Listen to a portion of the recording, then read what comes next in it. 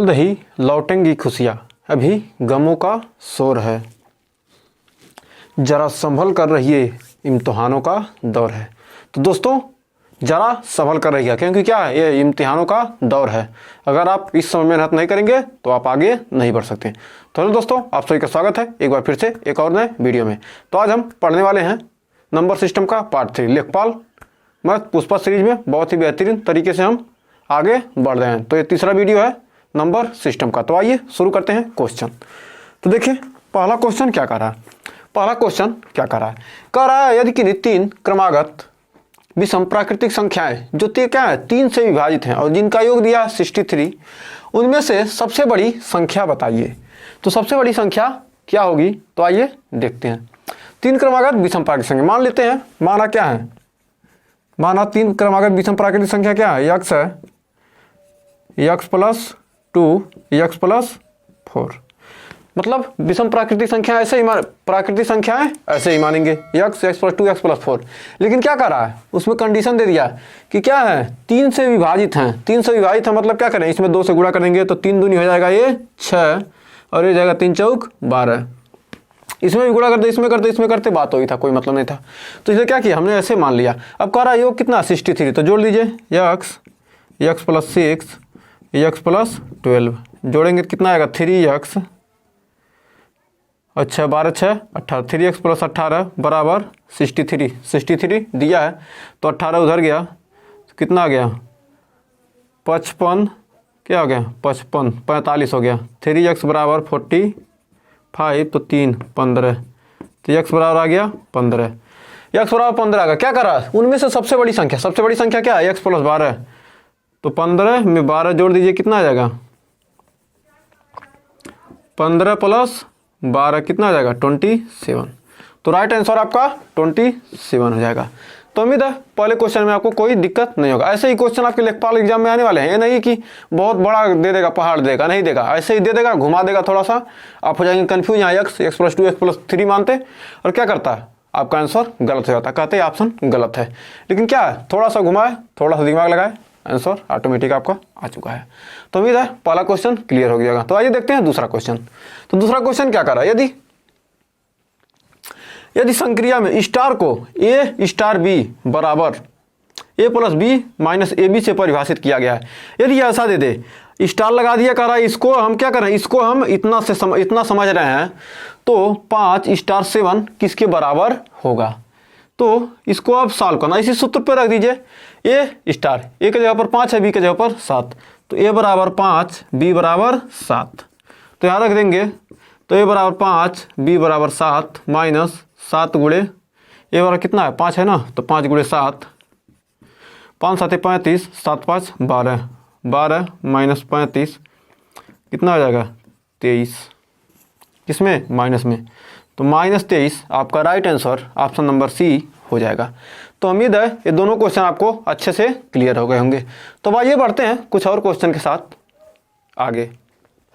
तो देखिए next question आ चुका, कह रहा है 100 से 200 के बीच सभी प्राकृतिक संख्याओं का योग बताओ जो क्या हो 3 का गुणज हो। बहुत ही बेहतरीन क्वेश्चन है, मतलब 3 से कट जाएं ऐसी संख्याएं। तो 100 के बाद 102 आएगा, 102 क्या आ जाएगा 3 से कट सकता है, 105 3 तिरका 105 108 और डाट करेंगे कितना आएगा 198, 200 199 3 से नहीं कटेगा और ना ही 200 कटेगा। तो इसके बीच की संख्या 102 198। तो आपको पहला पद मिल गया, ए। समांतर श्रेणी में है, 3 का अंतर है। तो समांतर श्रेणी का फार्मूला होता है एनवा पद ज्ञात करना है, ए एन बराबर A plus N minus 1 into D.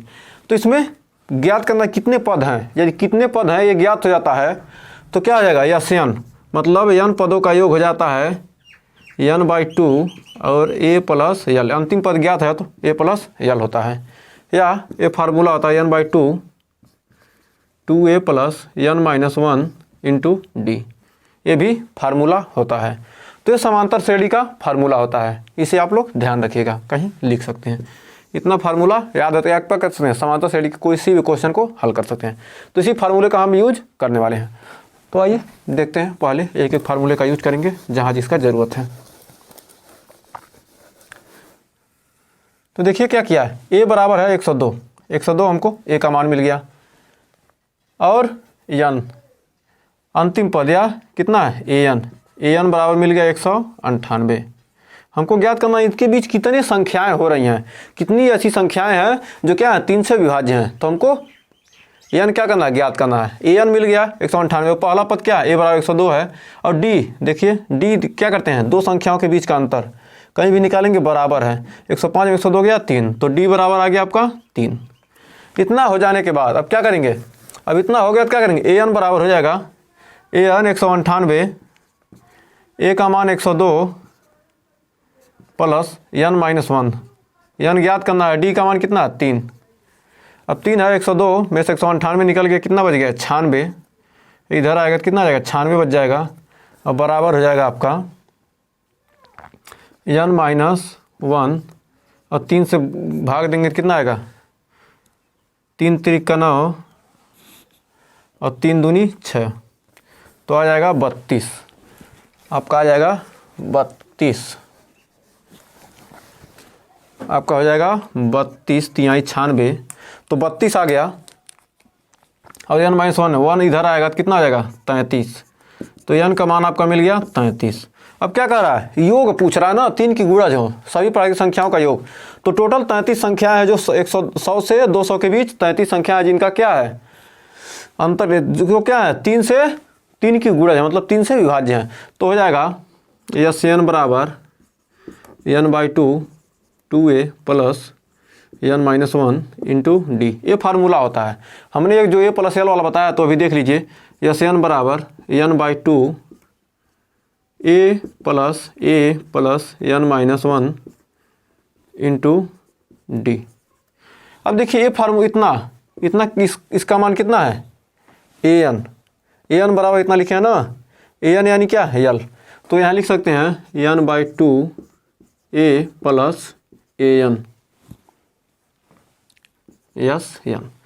तो n/2 n का मान कितना है 33/2, a का मान 102 और an का मान 198 ये है प्लस 198। 198 में 2 जोड़ेंगे तो हो जाएगा 300/33। 33 हो गया, 2 से काट देंगे तो यानी 150 और 150 गुणा करेंगे 15 × 45 को 5 और 15 × 45 45 4 49, तो 49/50। तो n का मान आपका आ गया 49/50। राइट आंसर आपका ऑप्शन नंबर बी हो जाएगा। तो उम्मीद है ये क्वेश्चन आपको अच्छे से क्लियर हो गया होगा। तो एक बार और समझ लिए, क्या है 100 से 200 के बीच 102 105 108 ये सब क्या ऐसी संख्या क्या 3 से विभाज्य हैं, मतलब 3 का गुणज है, मतलब 3 से कट जाएंगी तो मतलब उन्हीं को क्या कहेंगे गुणज कहेंगे। तो ये सब संख्या है। तो पहला पद क्या है a मानेंगे 102 पहला पद, और अंतिम पद an या l, इसको l भी लिख सकते हैं, l मतलब अंतिम पद। तो 198 d बराबर 3, मतलब दोनों के बीच का क्या है हर जगह अंतर कितना है 3 का अंतर है। तो क्या हो जाएगा, इस फार्मूले पर रख दिए, सभी का मान रख दिए तो n बराबर 33 आ गया। अब इस फार्मूले पर रख दिए तो आपका योग आ गया 4950। तो उम्मीद है क्वेश्चन आपको क्लियर हो गया। तो बढ़ते हैं नेक्स्ट क्वेश्चन की तरफ। तो देखिए बहुत ही बेहतरीन क्वेश्चन आ चुका है। कह रहा है 1 से 50 तक की संख्याएं लिखने में कुल कितने अंकों की आवश्यकता होगी, मतलब कितने अंक लगेंगे। मान लीजिए क्या लिखते हैं 10 को लिखते हैं तो 10 को लिखने में क्या 2 अंक की आवश्यकता हुई। 12 लिखते हैं तो 3 अंक, मतलब कह रहा है 11 12 13 ऐसे लिखे तो कितने अंक हमको लगे। 11 से लेकर 13 तक लिखने में कितने अंक की आवश्यकता हुई 2 3 4 5 6, मतलब 6 अंक की आवश्यकता हुई। तो यही पूछ रहा है 1 से 50 तक लिखेंगे तो कितने अंक की आवश्यकता होगी। तो आइए गिनती करते हैं। तो कैसे गिनती करेंगे, तो 1 से 9 तक पहले देखिए 1 से 9 तक क्या है 1 अंक आते हैं। 1 से 9 तक कुल संख्या कितना है, क्या कीजिए जितना दिया हो 1 से करा तो 9 में से 1 घटा दीजिए और बाद में प्लस 1 कर दीजिए, कितने हो जाएगा 9 में से गया 8, 8 प्लस 1 यानी 9। मतलब 1 से 9 तक लिखने में हमको 9 संख्याओं की आवश्यकता होगी। फिर कह रहा है 10 से 50 तक, 10 से 50 तक, 10 से 50 तक लिखते हैं तक संख्या। 10 से 50 तक कितनी संख्या होंगी, तो 50 माइनस 10 प्लस 1 कितनी होंगी 41 संख्याएं होंगी। मतलब 10 से 50 तक, मतलब 50 में 10 घटाएंगे 40 संख्या, और जो 10 है उसको भी लेंगे ना तो हो गया 41 संख्या। तो इस प्रकार 41 संख्या होंगी। अब कुल कितनी संख्या अंकों की आवश्यकता होगी, 41 संख्या लिखना है तो कितना अंक का आवश्यकता होगा? कुल अंक हो जाएगा 10 से 50 तक कुल अंक, 10 से 50 तक कुल अंक। कुल अंक क्या हो जाएगा? 41 गुणे 2। क्या है प्रत्येक में? क्या 2 अंक की आवश्यकता हुई, तो 41 गुणे 2 यानी 40 दूना 80, 2 82। तो 82 हो गया। 82 अंक यहाँ लगा और 1 से 9 तक हमने लिखा कितना? 9 अंक। 82 2 91। तो आपको टोटल 91 अंकों की आवश्यकता होगी, 91 नंबर की आवश्यकता होगी, जो क्या कर सकते हैं आपको 1 से 50 तक की संख्या को लिख सकता है। तो उम्मीद है पहला क्वेश्चन आपको क्लियर हो गया होगा। तो अब देखिए अगला करा पहली 20 प्राकृतिक संख्याओं का योग। प्रथम 20 प्राकृतिक संख्याओं क्या है? प्रथम 20 प्राकृतिक संख्या। इसमें एक क्वेश्चन एक बार देख लेते हैं। इसमें था प्रथम 20 विषम प्राकृतिक संख्या। प्रथम 20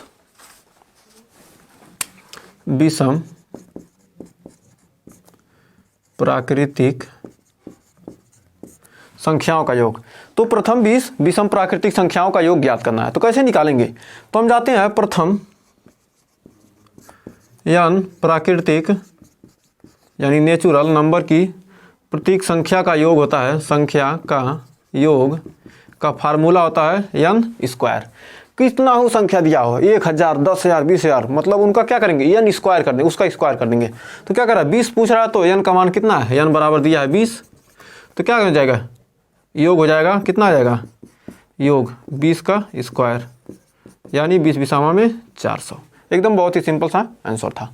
तो ये आपका 400 आंसर आ चुका है। तो उम्मीद है ये सारे क्वेश्चन आपको अच्छे से क्लियर हो गए होंगे। आज का सेशन पसंद आया होगा। अगर आज का सेशन पसंद आया तो वीडियो को लाइक शेयर कीजिएगा और चैनल पर पहली बार किए चैनल को सब्सक्राइब जरूर कीजिएगा। तो मिलते हैं नेक्स्ट वीडियो में ऐसे ही और बेहतरीन टॉपिक के साथ। तब तक के लिए टेक केयर।